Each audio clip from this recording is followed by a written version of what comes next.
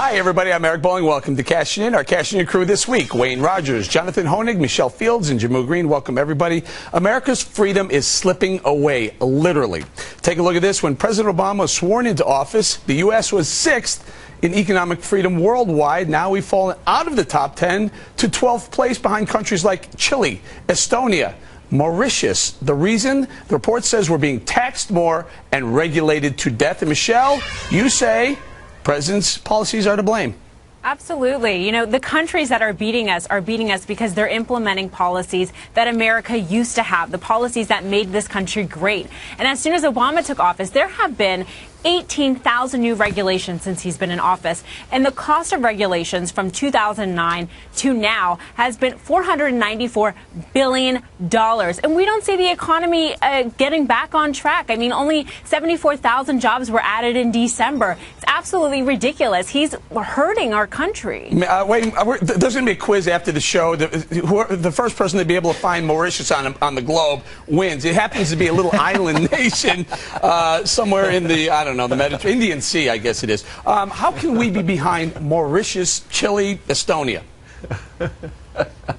Well, it's easy. When you got a guy in the White House who doesn't believe in economic freedom, that's fairly easy. I mean, it's a fascist type of economy where he thinks that the government should be the partner of everybody in business today. You know what's really interesting, Eric, is that the bottom 3 nations in the world are, you would guess easily, North Korea, Cuba, and Zimbabwe. These are totalitarian governments. That tells you right away the difference between freedom, economic freedom, a free market society, and those that are run by totalitarian dictators. Very good. Hey, Jamu, part of the thing, part of the numbers that go into this list are taxes. Under President Obama, he raised the top income rate from 35 to 39.6%. He raised capital gains taxes. He raised payroll taxes for everyone, and maybe estate taxes. It goes on and on and on. We'll be lucky to be 12th next year and the year after. Well, freedom is not just another word for nothing left to lose, no matter what conservatives want you to think. First of all, you can't just come up with a survey of economic freedom that has nothing to do with economic growth, that has nothing to do with political freedom. But let's look at the countries that are topping this list. They have universal health care coverage.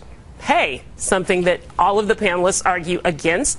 And their union density is sometimes 10 to 20 points higher than what the U.S. has. So what say you, Eric? Well, what say me is it does have a lot of those things that you mentioned in it in their study. It has rule of law, has regulatory efficiency, has open markets, has limited government. Jonathan, I'm going to go to you on this. One of the worst scoring we have in this survey is limited government. We score a 48 out of 100 on government spending and only 66 out of 100 in fiscal freedom.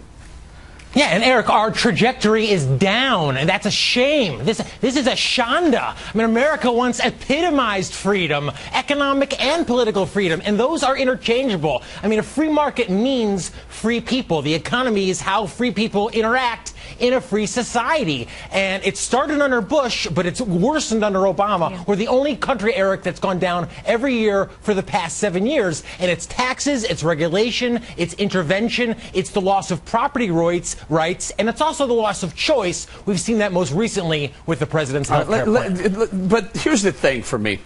It's not like we weren't warned of this. Listen to this soundbite that we dug up from right at the very beginning of President Obama's presidency. It may have been even before, and we still elected the guy. Watch. If somebody wants to build a coal-powered plant, they can.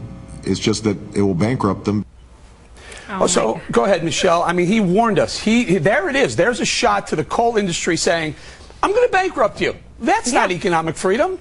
No, it's not. And this is not surprising. I mean, look, we have the NSA spying on us. We have the EPA destroying businesses, healthcare being taken over. It's no surprise. I mean, we have an administration that makes a new rule, a new law, it feels like almost every single day in order to justify their existence and continue to make our lives more difficult. You know, and I don't see this economic recovery that he talks about. The number of people who have been unemployed for 27 weeks or longer continues to hold steady at 3.9 million people. That's not a recovery. No wonder we're dropping under economic freedom on this list. Go ahead, John. Yeah, well, I wish I could say the GOP is a lot better, but Eric, remember, it was Romney who was for bailouts for Detroit, who was for more regulation of banks and financiers. So we need really a moral revolution in this country. I don't think it's by party. I think it's by philosophy. It's back to the old Americanism, the Americanism that said profit is good, self-interest is good, economic freedom is good. We're headed into the other direction. And Jamoo, you want to jump in here, but can I just pile on with Jonathan here? I agree with you. I'm not saying we need a moral relook at ourselves. It's a more libertarian look, a more conservative capitalism and libertarian look, and that's what we try to do week after week on this show. Go ahead, Jamoo. Well, I think it also matters whose economic freedom you are talking about. Is it the economic freedom of CEOs not to have to report their corporate profits correctly like Sarbanes-Oxley requires them to do?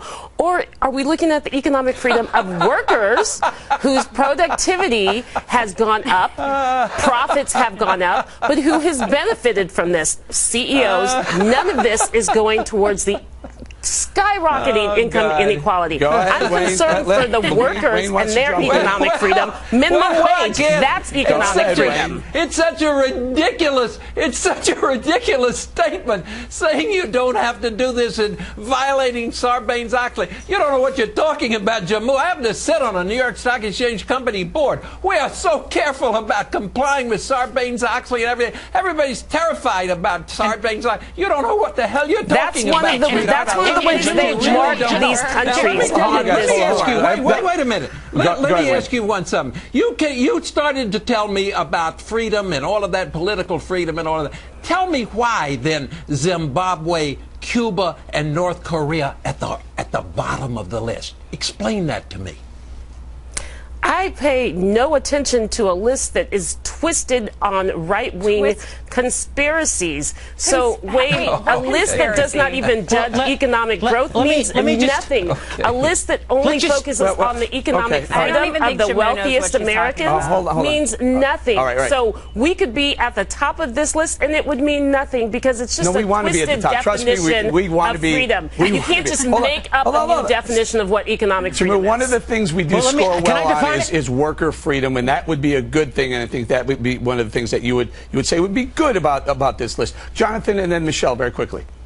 Very quickly, well, freedom means freedom from force, and all these interventions, taxes, regulation come from government, which is force, and it's government force not directed against criminals, but against, Jamoo, CEOs who are actually productive, beneficial, moral parts of the economy. So are their employees. Self-interest. So are their employees. So why don't they pay them? All their employees get a living wage. Their employees don't get paid? Their employees don't get paid? Another discussion. Maybe we'll do that next week. Go ahead, Michelle. Wrap this up. Tie it up in a nice bow for us. Look, if we want more economic freedom, let's allow businesses and entrepreneurs to work. Let's not have the government continue to destroy their businesses and intervene in their lives. Yeah. That's how we get more economic freedom. All the taxes have gone up and 18,000 new regulations, as Michelle pointed out early in the block. We're going to leave it right there, guys.